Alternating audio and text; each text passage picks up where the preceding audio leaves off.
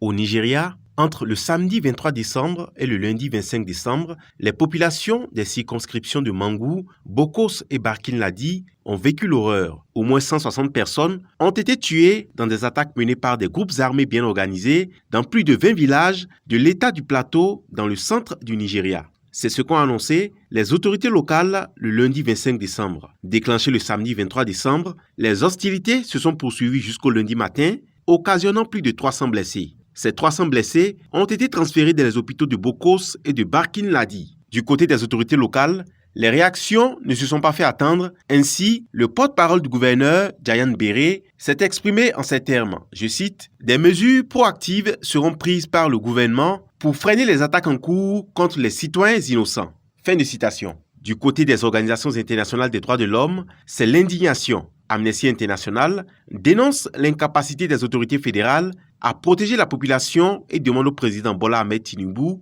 une enquête impartiale et efficace pour comprendre ce qui a motivé ces attaques dans un état du plateau déjà endeuillé à plusieurs reprises par le passé par des violences meurtrières entre communautés chrétiennes et musulmanes ou entre éleveurs et agriculteurs. Rappelons que les populations des régions du nord-ouest et du centre du Nigeria vivent dans la terreur des attaques des groupes djihadistes et des bandes criminelles qui pillent les villages et tuent ou enlèvent leurs habitants.